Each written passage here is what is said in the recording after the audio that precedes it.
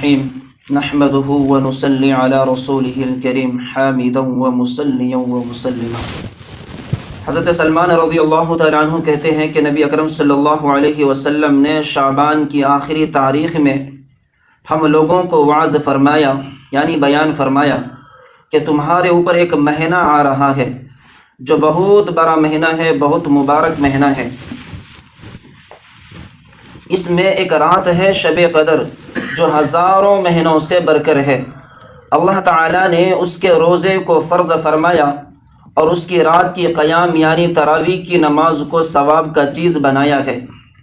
جو شخص اس مہینے میں کسی نیکی کے ساتھ اللہ کے قرب حاصل کرے، ایسا ہے جیسا غیر رمضان میں فرض ادا کیا، اور جو شخص اس مہینے میں کسی فرض کو ادا کرے وہ ایسا ہے کہ گویا غیر رمضان میں 70 فرض ادا کر دیا۔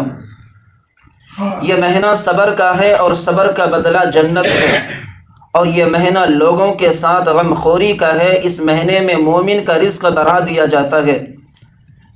غم خوری کرنے کا مطلب یہ ہے کہ دوسرے کے غموں میں شامل ہونا۔ اس مہینے میں مومن کا رزق بڑھا دیا جاتا ہے۔ جو شخص کسی روزے دار کو افطاری کرائے اس کے لیے گناہوں کے معافی ہونے کا اور جہنم کی آگ سے بچنے کا سبب ہوگا، اور جو روزے داروں کو ثواب کے مانند ثواب کی نیت سے کھلائے اور فرمائے کہ ان کو روزے داروں کے ثواب کے مانند ثواب ملے گا، مگر ان کے روزوں میں ان کے ثواب میں کچھ کمی نہیں ہوگی جو روزہ رکھا۔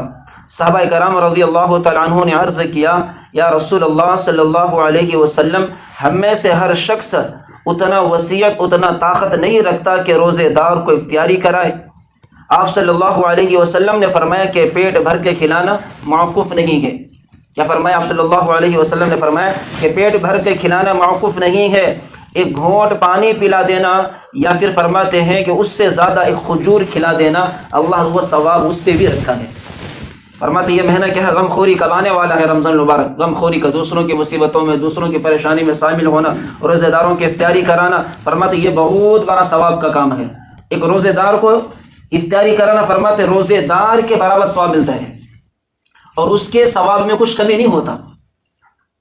اللہ کے نبی علیہ السلام سے صحابہ نے فرمایا، اے اللہ کے نبی، ہم میں سے اتنا طاقت کوئی نہیں رکھتا۔ وہ زمانہ ویسا تھا کہ طاقت نہیں تھا ان کے پاس، اس زمانے کے اندر اللہ نے سب کو وہ طاقت دیا ہے۔